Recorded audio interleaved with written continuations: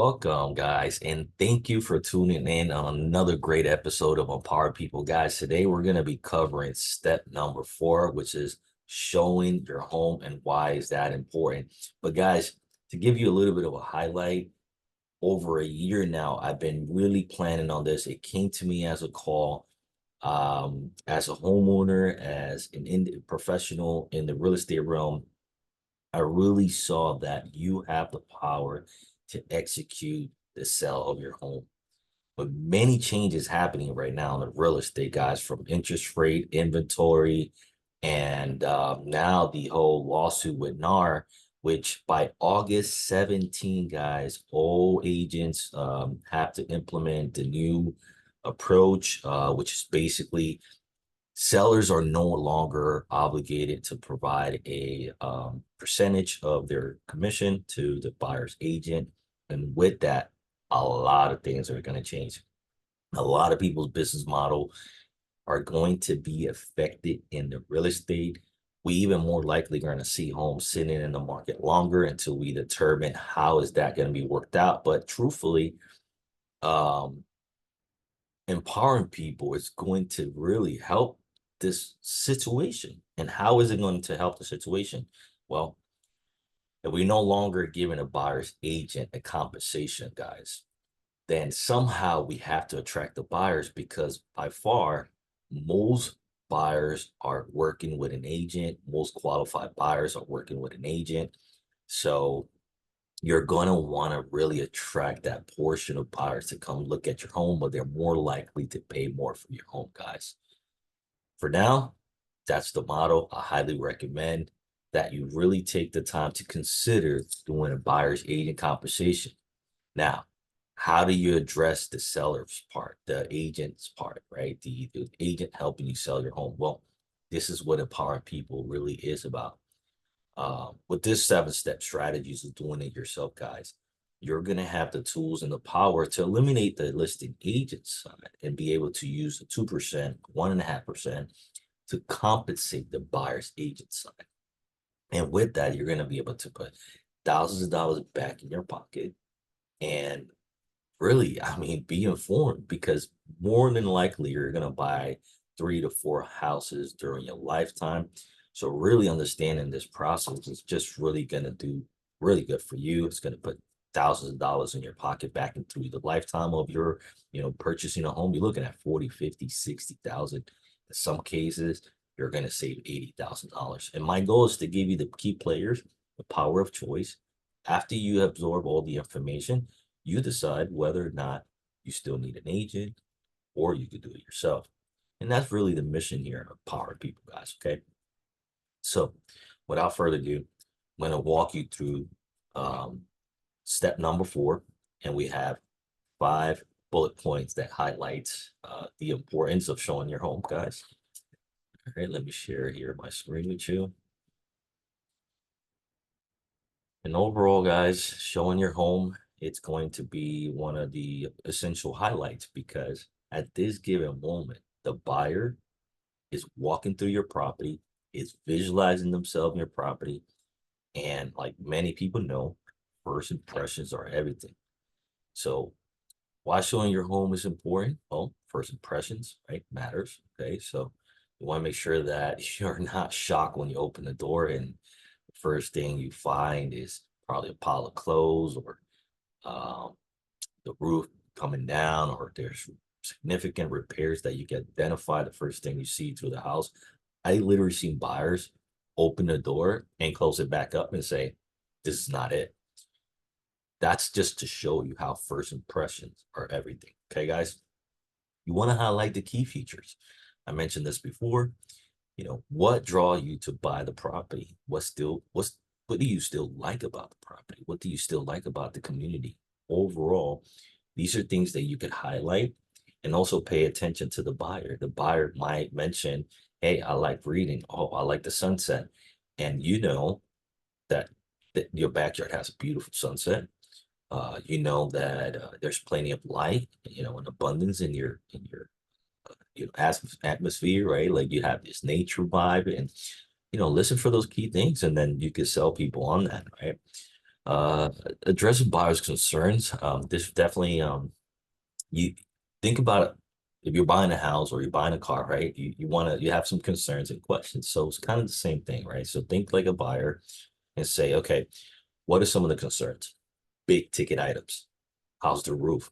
Any water leak? How's the air conditioning? How's the plumbing? How's the electrical? Overall, these are things that you want to address the concerns, right? Highlight concerns if they come up. Sometimes you might want to refrain from hitting all the problems because if people just see problems, they're gonna say, "Er." All right. So just address the concerns as they come up. Don't just, you know, spill the beans.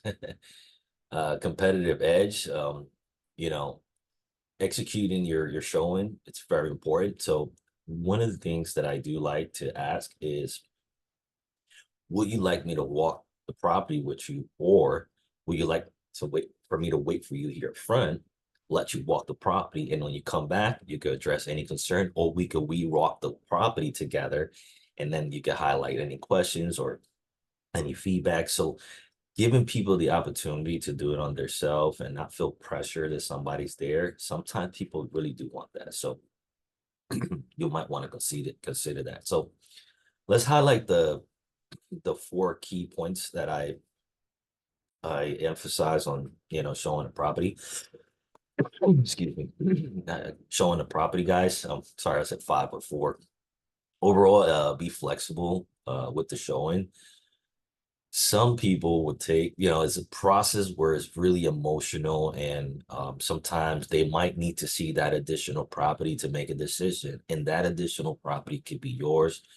So be flexible, accommodate the schedule. So try to see where your schedule at, and then what you want to do is develop a calendar, right? Like I mentioned before, you could use Calendly or you could use Google, and you could do block off the times and just put the times that you're available where people can actually schedule the showing.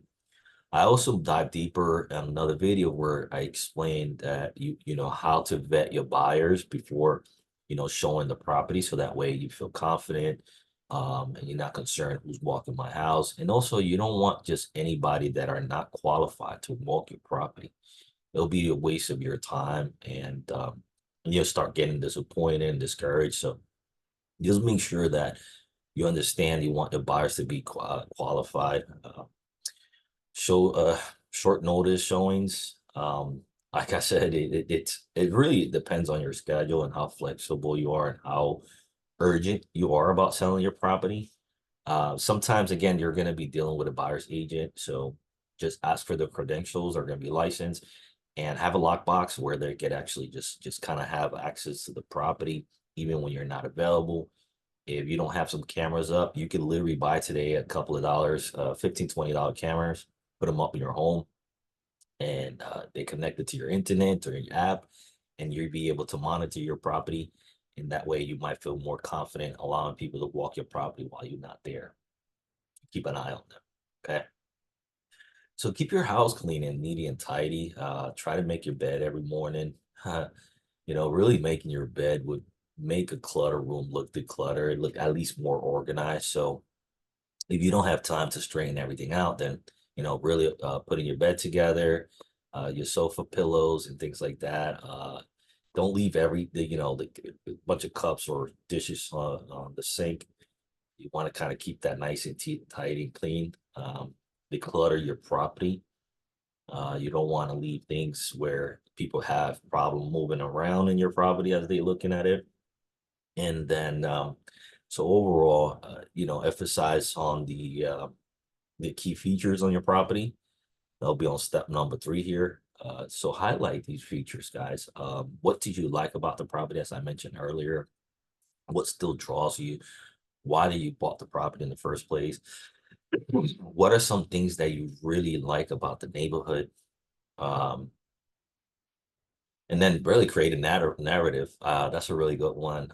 Just really kind of selling with a story, right?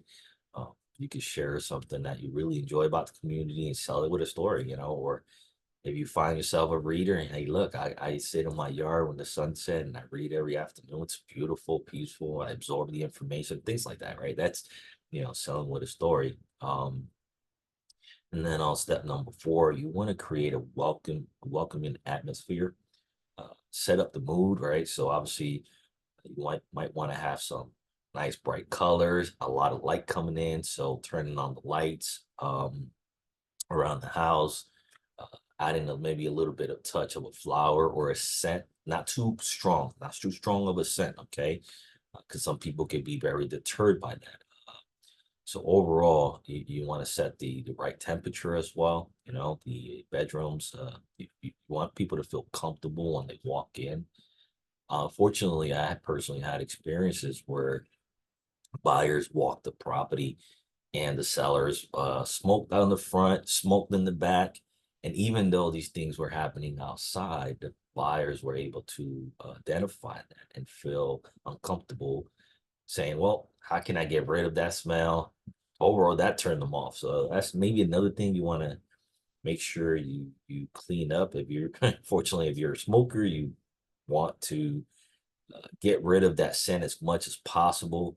If you do it in the house, let the windows air out. It's just gonna really help you in the sell, guys. Overall, guys, in conclusion, showing your property effectively is a critical step. Like I mentioned, you want to make sure that people feel comfortable and see themselves in your property. So making that first impression, a lot of people know about this. You set the wrong impression from the first start, and the deal's dead. All right, guys. So overall, I hope that step number 4 was easy, quick to digest, and something that you could implement when doing your showing. If you have any questions or comments, please drop them below. I really want to help you by providing you the information to make a choice and determine whether or not you're going to need a professional assistant or you could do it yourself. I truly believe you can do it yourself if you believe. Okay, guys. Hope you like that. Have a great day and on to the next one. Thank you for your time.